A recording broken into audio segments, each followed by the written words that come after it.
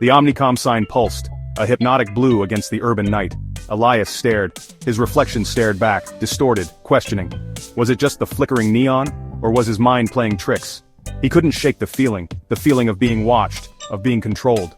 Elias hurried down the street, clutching his phone. The source of his unease, or his only comfort? He wasn't sure anymore. Everywhere he looked, OmniComm's logo seemed to follow. A silent, omnipresent power.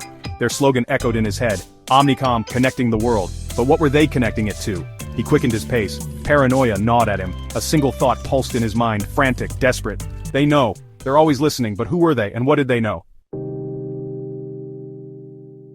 It started subtly, a persistent headache, a growing fatigue. Then came the insomnia, the nightmares. Doctors offered no answers, blood tests, brain scans, all came back normal. But Elias knew something was wrong, deeply wrong. His gaze fell on his phone, sleek and silver in his hand. It was always near, always listening, always watching. He thought of the endless hours he spent scrolling, the targeted ads, the news feeds tailored to his every like and share. Was it all just a coincidence? Or was something more sinister at play? He remembered an article he'd skimmed, something about a new generation of neurotechnology, brain-computer interfaces, the potential to control minds. He dismissed it as conspiracy theory then. Now the idea burrowed into his brain like a parasite, a seed of doubt, blossoming into full-blown terror. Elias delved into the internet's dark underbelly. Conspiracy forums, whistleblower blogs.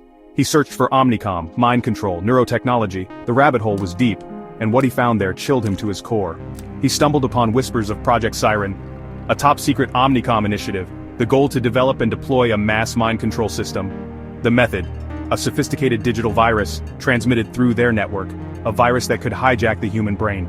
He learned of the virus's insidious effects, how it subtly altered thoughts, emotions, behaviors, how it created a population of compliant consumers, unquestioning citizens.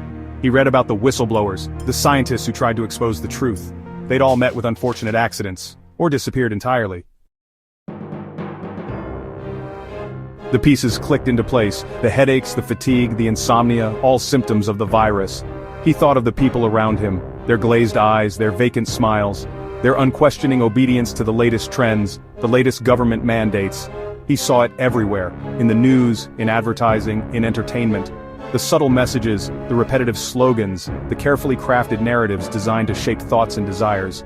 The virus wasn't just controlling their minds, it was shaping their reality.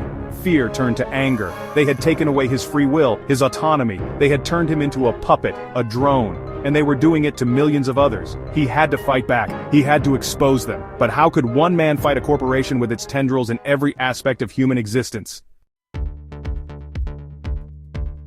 Section 5. The Resistance Within. Deeper he delved, into the digital abyss. He learned of the resistance, a scattered network of individuals. People who like him had woken up to the terrifying reality. They called themselves the Unwired. The virus wasn't perfect, it couldn't control everyone. There were those with minds resistant to its influence. The Unwired believed these individuals possessed a natural immunity, a genetic anomaly that made them impervious to the digital virus. Elias found solace in their online forums. He wasn't alone. Others understood his fear, his anger. They shared information, strategies for resisting the virus's influence, techniques for disrupting its signal. But they were always one step ahead, OmniComm always watching. Section 6. Ancient Defenses for a Digital Age. The Unwired believed the answer lay in the past, in ancient practices that strengthened the mind. Meditation, mindfulness, disciplines that built mental resilience, a firewall against external influence. Elias threw himself into these practices. He practiced meditation for hours, striving to quiet his mind, to find stillness amidst the digital noise. He studied ancient texts, learning about the power of focus, the importance of mental clarity. He felt a shift within him, a growing sense of control. The headaches lessened, his thoughts felt clearer, sharper. He was fighting back, reclaiming his mind from the digital grip of OmniComm. Section 7. The Price of Truth.